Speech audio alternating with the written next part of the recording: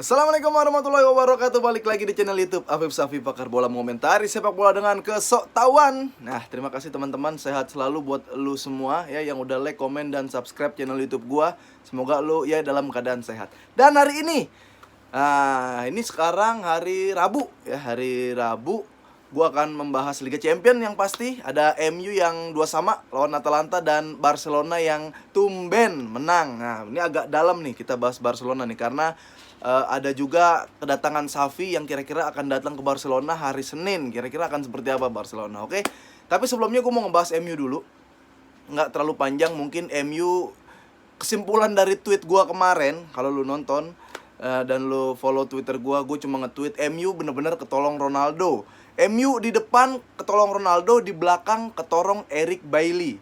Ya, karena kemarin sebelumnya MU baru ganti formasi, mungkin dari Ole baru ganti formasi tapi nggak ganti gaya permainan, taktik permainan nggak diganti, baru formasinya doang yang diganti jadi 3-5-2, kadang-kadang berubah jadi 3-4-3 di depan. Akhirnya dipakai lagi dengan Ole, ngerasa taktik sebelum lawan Atalanta itu berhasil, dipakai lagi dan untungnya masih mujarab ada Ronaldo. Kalau enggak ya sebenarnya memang nggak ada perubahan yang banyak dengan MU ini dengan ganti formasi. Tapi ya udah, lu ketolong gol Ronaldo, akhirnya nggak jadi kalah. Emang chemistry-nya Ronaldo Liga Champion emang gokil, luar biasa. Dan akhirnya Ole stay. Gue nggak tahu dah nih Ole stay atau enggak. Nah, langsung aja ke Barcelona yang ada angin seger karena Dembele main dan Ansu Fati golin. Tapi sebelumnya sisa-sisa Ronald Koeman ini masih banyak ya. Maksud gue Koeman Ball ini yang nggak tahu mau ngapain masih ada di Barcelona. Karena ya lawan Dinamo Kiev, kita tahu kalau misalkan Des lagi nggak bisa main, akhirnya Gavi dipakai di wing kanan, tengah ada Busquets, De Jong, dan Nico. Nih Nico lagi gokil ya mainnya. Dan di belakang ada Eric Garcia, walau kartu kuning di babak pertama, tapi selebihnya dia oke. Dan beruntungnya Barcelona punya kiper yang namanya Ter Stegen.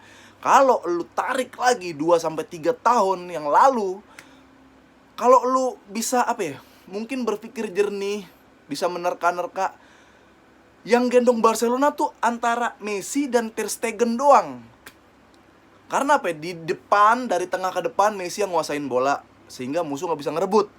Nah, Messi selesai, Messi kerebut bola, musuh dapat serangan balik, tengahnya ompong, belakangnya keropos, langsung berdarah Ter Stegen. Sekali dua kali Ter Stegen masih bisa save. Tapi kalau udah berkali-kali, rasanya kalau ada kiper paling jago di dunia terus deh jadi kiper Barcelona, nggak mungkin nggak kebobolan dengan permainan Barcelona yang belakangan ini cukup rusak. Nah, sebelum permainan, gue ada perandaian. Kemarin gue bilang di Twitter, Barcelona ini setelah ditinggal Messi, setelah ditinggal Koeman, bahkan waktu saat ada Messi, Barcelona yang sekarang adalah ibarat mobil. Ya, mobilnya ini bukan cuma turun mesin, hancurnya ini parah. Ya, Barcelona ibarat mobil, itu mobil businya kena air, olinya rembes, mesinnya turun mesin, elektrik buat kaca turun naiknya mati, lampu depan pecah, ya kan, bodinya hancur. Itu Barcelona tuh, buat jalan, jangankan buat jalan, buat nyala aja nggak bisa, gue bilang. Makanya nanti ya siapapun pelatihnya, tetap kayaknya belum bakal banyak ada perubahan kalau ada pemain-pemain baru yang masuk. Oke, sekarang kita bahas secara permainan Barcelona. Pasang Lenglet di menit awal, maka akan ada sebuah quote, pasanglah Lenglet di lini belakang, maka timmu akan clean sheet. Aduh, tapi gue kok deg-degan sih tetap kalau Lenglet yang main ya. Dan untungnya kayak Lenglet tuh nggak melakukan blunder-blunder yang parah lah ya. Masih aman di belakang. Eric Garcia ini patut diberi catatan karena gue sih masih deg-degan tangannya Eric Garcia ini. Karena kan ada peraturan yang lu body chest nih masih adu body gitu, masih 50-50. Tapi kalau lu udah ngendorong, itu akan ada pelanggaran yang tercipta gitu. Masalahnya nih, Eric Garcia kadang tangannya iseng, suka ngendorong, gak jelas gitu. Bahkan ada momen-momen yang belum harus untuk dilanggar, sama dia dilanggar, makanya dia dapat kartu kuning. Ini yang masih rawan dari Eric Garcia. Tapi gue yakin Eric Garcia bisa berkembang, bisa jadi back yang cukup oke lah ya, minimal di La Liga ya. Nggak, di Eropa belum. Nah, Mingueza ini gue ampun dah, mediokernya terlalu mediocre banget. Mingueza kayak apa ya? Lu nyerang Mingueza nggak kelihatan. Ketika turun malah Gavi yang ngambil. Gimana sih? Ini posisi orang di mana sih sebenarnya Mingueza? Jadi lini kanan Barcelona ya. Padahal gue tuh udah berharap dan ada ekspektasi sama Emerson. Ya akhirnya tiba-tiba Emerson pindah anjing. Belum main, belum apa, tiba-tiba pindah, baru dibeli, gue nggak ngerti. Dan tengah kanan fullback kanan ini kosong, melompong banget. Nah, Jordi Alba walaupun nggak banyak blunder, tapi gue nggak tahu kayak udah nggak terlalu bergairah gitu kan. Padahal dia kadang bisa jadi poros. Lu tahu kalau pas ada Messi, Jordi Alba doang sama Messi yang hidup. Nah, ketika Messi nggak ada, tinggal Jordi Alba. Tapi kayak udah nggak, gue udah nggak ada yang gue umpan. Mungkin gue bisa mewajari sikap Jordi Alba yang apa ya? Ketika dia lari ke depan, intercept, ada Lionel Messi dibagi. Nah, ini dia lari kencang sendiri. Yang lain pemain masih di belakang jalan. Tungguin dong Jordi Alba, kita pesen ojek online dulu dah kalau bisa gitu ya. Nah, jadi tapi yang gue lihat perubahan banget ini dari nggak banget sih dari Sergi Barjuan nih. Ketika Barcelona lagi position ball atau lagi nyerang, bener-bener center back nih melebar. Ya, center back melebar. Bukan si Mingueza yang nahan, bukan Jordi Alba yang nahan, dia berdua maju ke depan. Nah, sisanya adalah Eric Garcia, di tengah jadi ada Busquets, di kiri jadi Clement Lenglet. Jadi ya udah. Ya itu doang sih perubahannya, tapi bahayanya adalah counter attack karena beberapa kali tinggi banget tuh belakang Barcelona tuh. Untung offset, kalau enggak selesai lah. Lu udah nggak bisa berharap banyak Ter Stegen. Untung dia tuh banyak save yang luar biasa semalam. Nico main oke, Nico. Tapi itulah dia yang mesti ditingkatkan dari lini tengah Barcelona menurut gua adalah rasa tanggung jawab ketika udah hilang bola. Ketika lagi nggak menguasain bola, lu berbuat sesuatu. Kalau nggak lu press, ya lu ambil bolanya, lu turun ke belakang. Kadang nih tengah Barcelona tuh nggak sadar hal itu. Jadi itu yang kadang-kadang masih melompong ya di tengah. Nah, Depay ya kayak biasalah, Depay fisiknya nggak kuat, badan oke buat body cast, Depay dari tengah, tapi untuk dia nge-create nggak bisa. Dia harus ada bola yang udah enak aja di depan gitu. Karena gue nggak ngelihat dia entah bisa jadi assist, udah bisa jadi apapun, gue belum bisa ngeliat itu. Gavi main mungkin agak sedikit bingung di wing kanan, tapi patut diapresiasi. Maksud gue dia bisa di segala posisi, mungkin itu harus diapresiasi. Ansu Fati gue tuh takut cedera ngelihat dia kayak ditabrak mulu sama orang, jatuh mulu, dan ya untung dia bisa cetak gol. Ya kira-kira babak permainan keseluruhan seperti itulah. Ada perubahan dikit doang yang dibawa oleh Jorge Barjuan karena agak susah untuk ngerapihin. Nggak bisa ngerapihin Barcelona, jangan rapi dulu, nyusun balik aja agak susah gitu. Nah, yang menarik adalah kalau lu nonton gue entah di DPI, di Jebret, atau di video-video sebelumnya, gue selalu katakan pemain di dalam satu tim itu harus ada pemain yang minimal bisa lari. Ya, untuk apa ya? Biar lu lengkap jadi tim bola gitu. Barcelona nggak ada yang bisa lari. Gue cukup lega ketika Dembele masuk di babak kedua. Lu lihat Dembele sekali megang bola langsung bisa sprint ke depan, walaupun teman-temannya nggak ada yang ngikut. Dan gue yakin juga Dembele belum nggak terlalu lengket dia megang bola. Dia masih belum panas. Karena lu bayangin lu jadi Dembele ya, mungkin sepanjang 1 tahun sampai 2 tahun udah nggak merumput lagi. Tiba-tiba Messi udah nggak ada, Ronald Koeman udah nggak ada kebangkrutan di Barcelona, ada polemik Barcelona, Dembele muncul lagi. Griezmann udah nggak ada, udah teman-teman udah nggak ada, Dembele muncul. Ya gue masih seneng, masih bisa berharap buat Dembele walaupun nggak tinggi-tinggi ekspektasi gue. Masuknya Dembele memang betul memberikan variasi serangan, yaitu apa? Counter attack yang selalu dibutuhkan Barcelona, yang seperti gue bilang.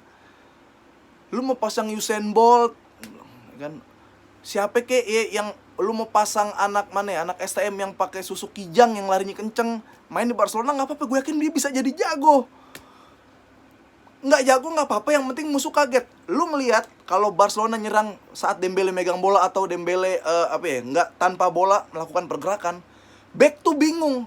Gila, orang tuh nempel pemain yang larinya kenceng, minimal bingung. Ya, itu yang Barcelona nggak punya dari dulu. Makanya ketika Dembele masuk, gue cukup lumayan nih, kayaknya akan ada gol tercipta. Makanya gol, walaupun golnya bukan Dembele, tapi tetap ada kontribusi dari Dembele. Dia maju sebentar, oper ke kanan, dikasih Mingueza, langsung di-shoot sama Ansu Fati. Jadi ya, gue berharap sih ada beberapa pemain lagi yang kayak Dembele ya. Ketika Xavi masuk nanti, Xavi minta pemain, jangan plek-plekan kayak gini, itu agak susah. 5 tahun pun bisa lebih ngurusin mesin yang hancur kayak gini.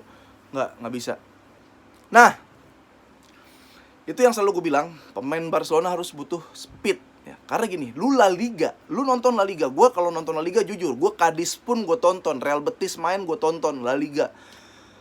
La Liga tuh main yang benar-benar tempo. Dia Spanyol di negara ya, Spanyol tapi versi yang agak lebih pelan lagi, lebih kadang agak bingung dikit gitu. Taruh satu pemain yang larinya kenceng, pemain tuh bakal jadi, asal pemain tersebut ngikutin pola latihan Eropa, mau dibimbing lagi, mau dibenahin lagi kesalahan-kesalahannya. Main kayak Vinicius di Liga Spanyol, top skor dia ntar, gue bilang. Siapa? Camavinga, dia main bukan striker, bukan di depan ya, kadang di tengah main, tapi larinya kenceng, bisa assist, kalau enggak nanti dia bisa golin. Asal larinya kenceng aja. Alaba, back Madrid, larinya kenceng. Dia posturnya kan bekas, masih ada sisa-sisa Bayern Munchen kan, latihan Munchen. Tiba-tiba ngegolin, kayak gitu. Pemain yang bisa lari di Liga Spanyol, itu pasti pemain punya kontribusi besar buat timnya. Nah, kira-kira seperti itu. Tapi gue mau ngucapin selamat ulang tahun buat Serginho Dest, lele digetok kalau gue bilang. Selebihnya ya Barcelona sekarang peringkat 2, dan kabarnya lawan Celta Vigo yang ngelatih masih Sergi Barjuan. Xavi datang ke Senen. Dari kemarin gue bilang sama Papi Ropan, Xavi nih kayaknya kalau ngelatih sekarang buat Barcelona agak kesian. Karena PR-nya bukan banyak lagi. PR-nya tuh kayak kalau lu udah mahasiswa atau lu udah SMA, udah nggak mau ngerjain lagi dah bahkan. Tapi makanya gue menyarankan, iya kagak bakal didengar sih, gue bodo amat. Menurut gue Xavi tuh boleh datang ke Spanyol. Ya sesekali lu 3 bulan ngontrol pemain Barcelona, diskusi sama Barjuan apa yang dibutuhkan, kurangnya di mana, apa yang harus ditambah. Itu masih efektif. Xavi masuk nggak dari minusnya gede banget. Sekarang kan minusnya gede banget. Nanti belum lagi dibanding-bandingin kayak, gue sih udah siap kalau misalkan Xavi datang ke Barcelona, 2 tahun Barcelona acak-acakan, gue masih siap. Belum pengen Xavi nggak pengen Xavi kayak Koeman. Gue pasti bakal sabar. Gue ketika Xavi sudah ada di Barcelona, bahkan gue baru menghitung ketika Xavi udah minta beberapa pemain yang ngelengkapi kekurangan Barcelona. Itu baru bisa start buat Xavi, karena sekarang nih PR-nya banyak banget. Oke, Xavi bisa mendinginkan suasana mungkin, teman-temannya biar nggak sungkan, teman-temannya biar nggak ada gap, main juga enak, dia juga gue yakin otaknya jalan gitu kan. Dia bukan orang yang saklek, Xavi. Tapi itu dia, PR-nya agak berat. Nanti mungkin Xavi masuk, langsung ketemu ada Benfica, ada Munchen nggak usah berharap menang lah ya, nggak dibantai aja syukur. Tapi itu, ketika Xavi masuk, start buat gua dimulai itu ketika Xavi udah bisa datengin pemain yang Xavi pengen, pemain-pemain yang udah numpuk kesalahan-kesalahan, kekurangan Barcelona bisa ditambal, itu mulai start Xavi. Nah, gua cukup seneng dengan kehadiran Dembele balik lagi, karena Dembele ya melengkapi Barcelona sebagai klub bola. Akhirnya ada yang bisa lari di Barcelona. Kemauan gua, Barcelona punya pemain speed. Kalau 2-3 tahun sebelumnya Barcelona digendong sama Messi dan Ter Stegen, mereka orang yang menolong Barcelona dari segi permainan. Mulai sekarang mungkin ya ada jiwa-jiwa kebangkitan. Sekarang sih terlalu cepet lah. Ya nanti setahun 2 tahun tuh kayak ya udah, bukan cuma Dembele doang yang bisa keren, bukan cuma beberapa pemain doang yang bisa keren. Mudah-mudahan semua mental dan moral pemain Barcelona naik sehingga Barcelona bisa pede lagi. Karena gini, kalau gue ngeliat sekarang Barcelona tuh kan memang punya DNA tiki taka, main simple, ball position, finishing oke, nge-create oke. bertahan kadang juga bagus waktu masih ada Puyol. Itu DNA Barcelona di saat yang standarnya tinggi. Sekarang udah nggak ada pemain kayak gitu, standar kita turunin. Nah, yang jadi masalah adalah Barcelona dengan pemain yang kapasitasnya kurang memadai seperti sekarang dipaksa bermain seperti filosofi Barcelona waktu era kejayaan. Itu nggak masuk menurut gua. Sama kayak orang apa ya, yang ada anak SD mungkin yang dikasih pelajaran yang harus ngikutin rule intelektual S2. Jadi nggak masuk. Mungkin lu dulu perbandingannya gitulah ya, perbandingan secara intelektual mungkin. Waktu saat Xavi, Iniesta di era kejayaan itu, mereka tuh kayak profesor-profesor. Sekarang ya paling anak-anak SD gitu, yang mungkin bisa nanti jago, tapi bukan sekarang saatnya. Tapi yang salah dari Barcelona sekarang adalah pemain yang belum cukup kapasitasnya, belum cukup umur, dipaksa ngikutin filosofi Barcelona. Sehingga apa, musuh gampang nebak, tinggal diparkir, tinggal dipres, tinggal ditabrak, selesai Barcelona. Nah, makanya gue kadang berpikir, nggak apa-apa, lu tinggalin dulu filosofi ini nih. Lu pasti banyak yang gak setuju sama gue, tapi gue bodo amat. Tinggalin dulu filosofi kayak gitu. 2-3 tahun belakangan prestasi minim, ya, prestasi minim. Gue lebih milih tim gue, dia bahagia dengan angkat-angkat piala, dia bahagia dengan prestasi, dengan apapun yang terjadi. Dia harus bisa ngikutin perkembangan zaman era modern. Data udah banyak, kalau tim yang ball positionnya unggul itu lebih banyak kalah daripada tim yang ball positionnya di bawah mereka. Ya udah, counter attack siapin, pemain speed siapin, pemain yang adu body siapin, fisik bugarin, gym. Jadi nggak cengeng di lapangan. Ketika diparkir, lu berani ngasih bola ke musuh, lu turun dikit, lu tahan, dapat bola, dar, variasi lagi serangan. Ketika lu udah menang boleh. Dulu memang filosofinya tuh lu megang bola, lu nggak bakal kebobolan. Iya kalau megang bolanya jago. Sekarang lu megang bola, lu nggak kebobolan. Ya bisa dibantah, lu megang bola lu lepas kebobolan. Karena udah bukan yang dulu, tuh yang harus diingat. Tapi gue masih pede dengan hadirnya pemain-pemain Barcelona. Mungkin nanti ada pembelian-pembelian yang nggak bisa diduga. Datangnya Xavi, gue nggak expect 2 tahun 3 tahun, bahkan lama, nggak apa-apa, biarin Xavi yang rombak. Biar ujungnya kayak gimana kita nggak bisa tebak juga.